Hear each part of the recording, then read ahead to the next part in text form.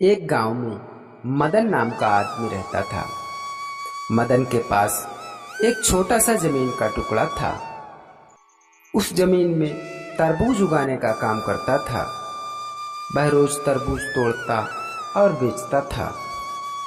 एक दिन वह घर पे अपनी पत्नी से कहने लगा, ए जी सुनो, इस समय गर्मी ज्यादा पड़ रही है। इस समय हमारे तरबूज बहुत तेजी से बिकेंगे। मैं ऐसा करता हूँ, अभी जाता हूँ और तरबूज तोड़कर सारे गांव में अभी बेच करके आता हूँ। तुम सही कह रहे हो। इस समय गर्मी ज्यादा पड़ रही है, इसीलिए अभी तुम जाओ और तरबूज बेच कर आओ। और हाँ, एक तरबूज जरूर ले आना, क्योंकि गर्मी ज्यादा है।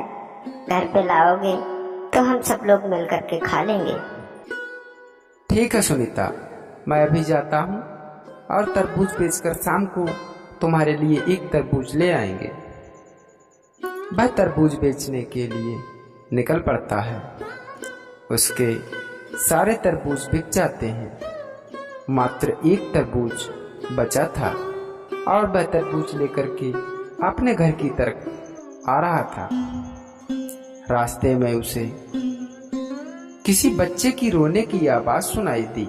वह वही आवाज सुनने लगा। माँ माँ, मुझे भूख लगी है। माँ, मुझे भूख लगी है। मैंने 2 दिन से कुछ भी नहीं खाया। माँ, मुझे भूख लगी है। हाँ बेटा, मैं तुझे कल खिला दूंगी। बेटा, आज मुझे काम नहीं मिला, इसीलिए मैं कुछ नहीं ला पाई। बेटा, तू कल खा लेना और चुपके से सो जा बेटा। मदन ये सब सुन रहा था। मदन ने विचार किया, हे भगवान, ये बेचारा बच्चा तो भूखा है। क्यों ना मैं ऐसा करूं, इसे मैं अपना तरबूज दे देता हूँ। हो सकता है उस बेचारे की भूख मिट जाए। वह ऐसा ही करता है। वह उनके पास जाता है और उन्हें तरबूज देता है। बहन, मेरे पास एक तरबूज है, ये तुम ले लो और अपने बच्चे को खिला दो। हो सकता है इस बच्चे की भूख कम हो जाए। चाचा चाचा, तुम कितने अच्छे हो। तुमने हमें तरबूज दे दिया। तुम कितने महान हो। नहीं बेटा, ये तो मेरा फर्ज था, क्योंकि तुम भूखे थे और मेरे पास तरबूज भी बचा था। मैंने इसीलिए तुम्हें दे दिया। वह मन में विचार करता है, क्यों ना मैं ऐसा करूं, इन लोगों को कुछ आटा और चावल लेकर के दे देता हूँ। पता नहीं इस बेचारे को कब तक काम मिल पाए। तब तक क्या ये भूखे रहेंगे। मदन पास की ही दुकान पर जाकर के आटा और चावल लेकर के उन दोनों को दे देता है। वह दोनों उसका बहुत धन्यवाद करते हैं। आज मदन को सबसे ज्यादा खुशी थी। इतनी खुशी तो उसे उसके सारे तरबूज बिक गए थे तब भी नहीं हुई थी, जितनी खुशी उसको उन लोगों की मदद करके हुई। वह खुशी खुशी अपने घर चला आता है।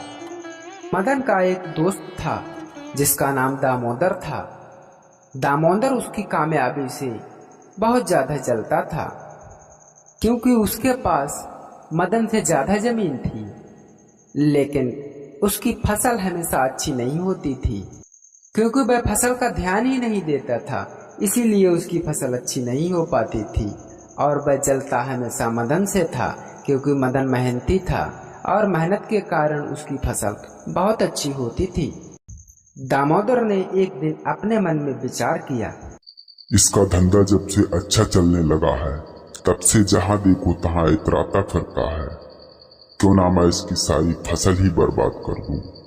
ना रहेगा बांस और ना बजेगी बांसुरी, फिर देखता हूँ ये कितना इतराता है। उसने यही किया। एक रात उसके खेत पर गया, उसके सारे फल तोड़कर अपने साथ ले आया और पौधों को उखाड़कर वहीं फेंक दिया और वापस चला आया। जब सुबह मदन फसल तोड़ने के लिए अपने खेत पर गया तो उसने देखा उसकी सारी फसल बर्बाद हो चुकी है। सारे पेड़ पौधे सब कुछ उखड़ा पड़ा है। अब तो ये देख करके उसका तो सर ही चकरा गया। वह भागता भागता अपने घर आया और अपनी पत्नी से रो रो कर कहने लगा, हे भगवान, मेरी तो किसी से कोई बुराई भी नहीं थी, कोई दुश्मनी भी नहीं थी। फिर पता नहीं मेरे साथ ही ऐसा किसने कर दिया। हाय मैं क्या करूँगा, मेरे तो कुछ समझ में नहीं आ रहा है। मेरा तो सब बिजनेस ही ठप हो गया। उसकी पत्नी ने कहा, तुम जी चुप रहो, बच्चों की तरह रो रहे हो।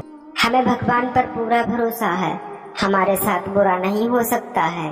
भगवान कुछ ना कुछ जरूर अच्छा कर देंगे। जब तुमने आज तक किसी के साथ बुरा नहीं किया है तो भगवान तुम्हारे साथ कैसे बुरा कर सकता है।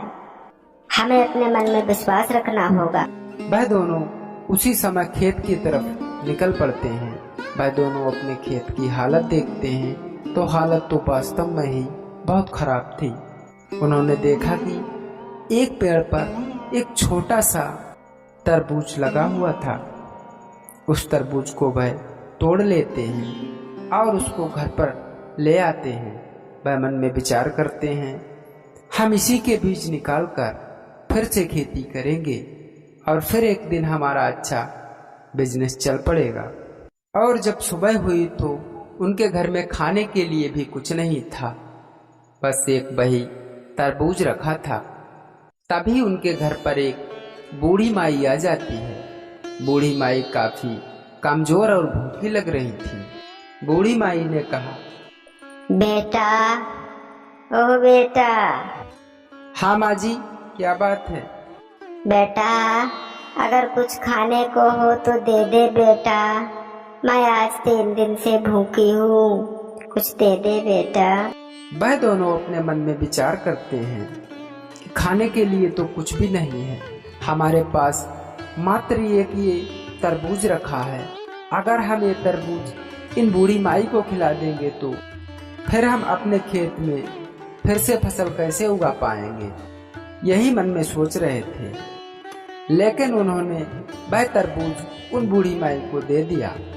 बूढ़ी माई ने तरबूज खा लिया और बहुत तृप्त हो गई। बूढ़ी माई बहुत खुश थी।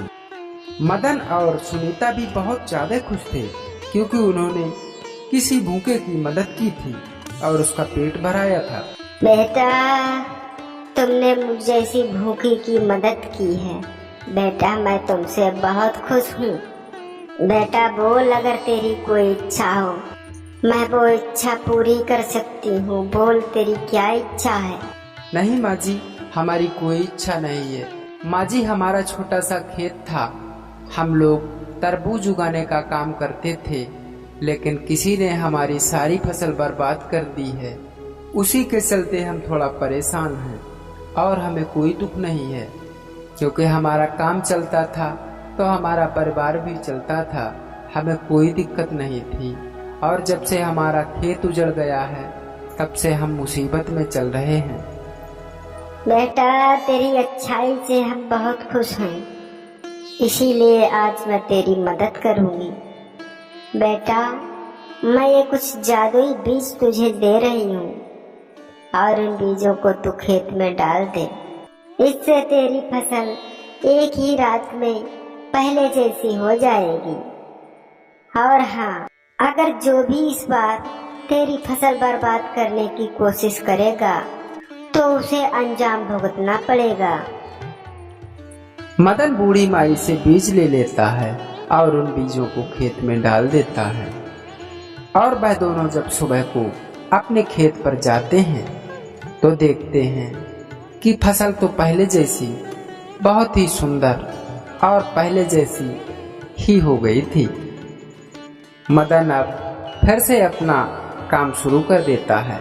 वह रोज तोड़ता और बेचने लगा। और इधर दामोदर ने जब देखा, अरे अभी तो मैंने इसकी फसल बर्बाद की थी और अब ये फिर से बेचने लगा है, क्या हुआ? कहीं कोई जादू तो नहीं हो गया? वह यही बात मन में सोच रहा था। उसके दिमाग में आया, कोई बात नहीं, पिछली बार तो मैंने पौधे वहीं छोड़ दिए थे, हो सकता है उसने वह पौधे फिर से लगा दिए हों, इस वजह से उसकी फसल फिर से तैयार हो गई। लेकिन इस बार ना पौधे रखेंगे और ना ही फल रखेंगे और खेत में भी खड्डे कर देंगे। यही सोचकर वह खेत पर फिर गया और जैसे ही उसने फसल बर्बाद करनी शुरू की, वह वहीं बेहोश होकर गिर पड़ा और वह सारी रात वहीं बेहोश ही पड़ा रहा। सुबह को जब मदन आया, उसने देखा, अरे ये तो दामोदर पड़ा है, मेरा दोस्त। इस बेचारे को क्या हुआ? ये तो सारी रात बेचारा मच्छरों में पड़ा रहा होगा। दामोदर, मेरे भाई दामोदर, उठ, क्या हुआ? उठ मेरे भाई, उठ। जब दामोदर को होश आता है और वह उठता है तो देखता है उसके सामने मदन खड़ा था। मदन को देखते हुए वह गिड़गिड़ा करके उससे माफी मांगने लगता है और कहता है, मेरे भाई मदन, मुझे माफ कर दे। क्यों, क्या हुआ? क्यों माफी मांग रहा है तू मुझसे? मदन, मैंने ही तेरी फसल बर्बाद की थी, इसीलिए तेरा बुरा हाल हो गया था, और मैं रात भी तेरी फसल ही बर्बाद करने आया था, लेकिन मैं बेहोश होकर यहीं गिर पड़ा और पूरी रात मैं दर्द से परेशान रहा। अब मुझे एहसास हो गया है कि अगर किसी का बुरा करोगे तो उसका खामियाजा तो भुगतना पड़ेगा ही। इसीलिए मैं तुझसे माफी मांगता हूँ और मेरे दोस्त, तू मुझे माफ कर दे। आइंदा मैं ऐसा काम कभी नहीं करूँगा। मदन कहता है, दामोदर, तू एक बार तो मुझसे कहकर देख लेता, अगर तुझे कोई भी चीज की जरूरत होती। अगर मैं तुझे ना देता तो तू मेरी फसल बर्बाद करता, लेकिन तूने ऐसा नहीं किया। आखिर में मदन उसको माफ कर देता है। दोस्तों, हमें उम्मीद है आपको ये कहानी पसंद आई होगी। अगर कहानी पसंद आई हो तो वीडियो को लाइक कर दें, चैनल को सब्सक्राइब कर लें, ताकि इसी तरह के कहानी और वीडियो आप लोगों तक पहुंच सके। वीडियो देखने के लिए बहुत बहुत धन्यवाद।